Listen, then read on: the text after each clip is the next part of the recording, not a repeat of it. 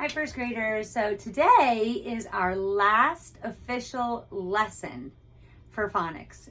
Tomorrow we're going to review for our last unit test, and then we're done with phonics. We did not get to the last unit of phonics, but a lot of it is review. If you are able to, I would love for you to do some of those pages over the summer.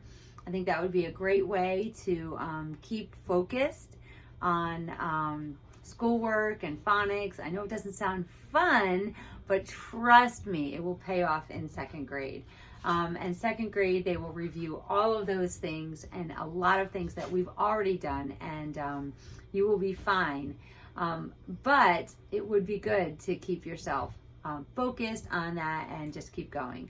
One thing I definitely want you to do over the summer is keep reading.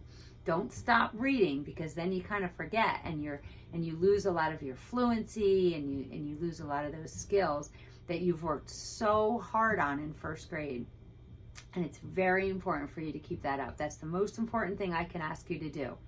The second most important thing is keep studying your facts, counting change, and telling time. If you do nothing else, please do those things over the summer. But we'll talk more about that next week.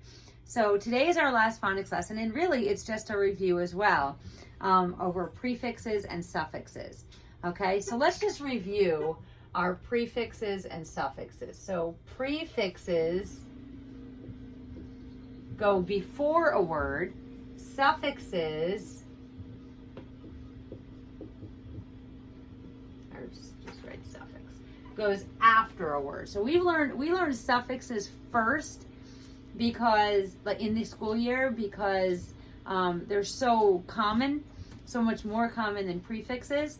But prefixes we've just learned, and we learned some that, like I've told you, I don't know if I consider a prefix as much as some prefixes are that are very obviously prefixes, like re, which means again, and un, which means not. Okay, but they've given you ones like and be, which I'm not sure I consider 100% prefixes as we know prefixes.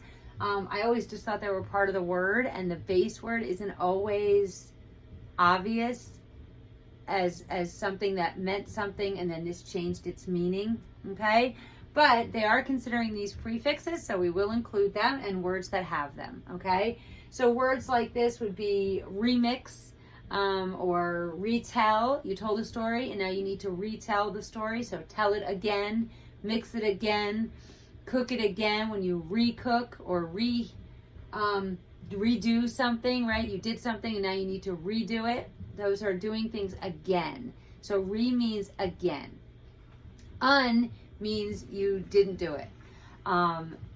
You undress to get your pajamas on at night. So you're dressed, and then you get undressed to get your pajamas on. Then you get undressed again to get your clothes back on in the morning.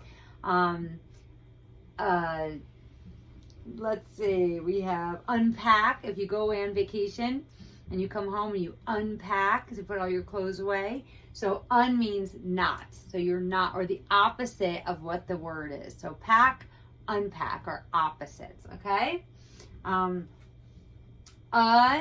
Is things like across. You ran across the street. You crossed the street, so you ran across the street. Okay, it doesn't change the meaning as much as add to the meaning. Maybe that's a good way to put and be and what we do for those. It doesn't change it, but it adds to the meaning. Does that make sense? So below, right? You're low. If you're under something, you're below something, right? So it doesn't really change the meaning, it more adds to the meaning. It makes it a little more meaningful. Okay? So re, un, and be go before a word, to like right before the word, to add to the word, to change the word. Suffixes, we learned ed, which means something happened already. Ing, okay, with a helping verb. These can be past, present, or future, or actually present or future. I am talking. I will be talking. I will be walking. I will be running. I am running. So ing means now or in the future, depending on the helping verb that you use with it. Let's see, ly is how something happens, right? Quickly, softly, that kind of thing.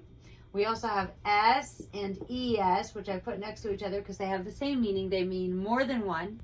It just depends on the word you're using. If it ends with an x, a z, an s, a ch, or an sh, you use es, okay? And instead of just s, you say is or s, okay? Okay. I think those are all the suffixes. If I think of any more, I'll add them. Okay, so these are kinds of words that all of the things that we talked about here go with what's called a base word, or sometimes we say a root word. That means the word all by itself before you added a prefix or a suffix. Okay, so we need to know those in order to identify the prefix or suffix. So you need to look at the word and decide what's the base word and what is the prefix or suffix that we added to it. Okay, so let's do some work. Let's turn to page 311 in your pink books. Okay, and we're talking about syllables. A lot of prefixes and suffixes add an extra syllable. All of the prefixes do. Re, un, be, they all add a syllable. Ed does only when it says ed. When it says d or t, it does not add a syllable.